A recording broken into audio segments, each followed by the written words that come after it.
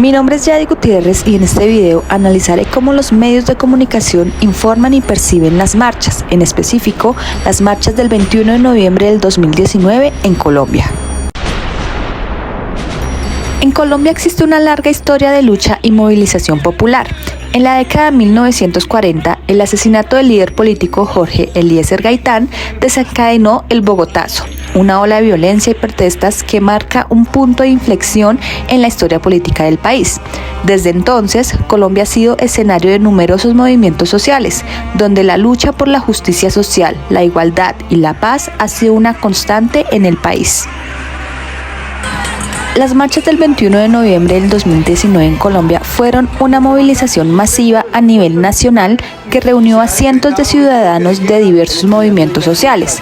Estas protestas se llevaron a cabo para expresar el descontento con el gobierno. Las marchas fueron pacíficas en su mayoría, pero también se registraron incidentes de confrontación con las Fuerzas Armadas como el ESMAD. Cuando cayó la tarde, la desinformación era la regla y empezó una extraña... Algunas de las demandas y causas detrás de estas protestas fueron el rechazo a la reforma tributaria, donde los manifestantes se oponían a una reforma que consideraban regresiva y perjudicial para la clase media y baja. Solicitaban mejoras en la educación, donde los estudiantes y profesores protestaron por el bajo financiamiento de la educación pública. Las reformas en el sistema de salud, demandas de mejoras en la accesibilidad y calidad de los servicios médicos. Detención de la violencia policial, la indignación por la violencia policial y los abusos de derechos humanos. Desigualdad y corrupción, desigualdad económica y la corrupción en el país.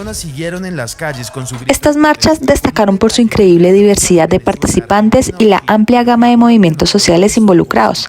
No se limitaron a un solo grupo demográfico o causa, sino que participaron estudiantes, trabajadores, indígenas, campesinos, activistas LGBT, líderes comunitarios y diversos sectores de la sociedad. En estas marchas, en específico, la cobertura de los medios de comunicación nacionales revela una serie de tendencias y enfoques. Enfoque en la violencia. Hubo una tendencia en algunos medios a centrarse en la violencia y los daños materiales causados durante las protestas, lo que podría haber desviado la atención del público de las cuestiones fundamentales que motivaron las marchas. La falta de contexto histórico, en algunos medios no proporcionaron suficientes contextos históricos sobre las protestas y las razones detrás de ellas, lo que dificultó para el público comprender plenamente las motivaciones de los manifestantes. La exposición selectiva de testimonios, la elección de testimonios y entrevistas por parte de los medios a veces estuvo sesgada hacia un punto de vista particular. Algunos medios enfatizaron más las voces críticas de las protestas. Falta de análisis en profundidad. Algunos medios podrían haber proporcionado una cobertura más profunda y analítica de las marchas, explorando en detalle las demandas y causas subyacentes. CNN en español expone al menos 169 detenidos durante disturbios en protestas y relata lo que han dicho las autoridades nacionales al respecto. En la cobertura de los medios internacionales sobre las marchas del 21N hay varias observaciones claves. Realizaban énfasis en las demandas de los manifestantes. Los medios internacionales tendieron a dar voz a las demandas de los manifestantes, presentando sus motivaciones y preocupaciones de manera más detallada y equilibrada.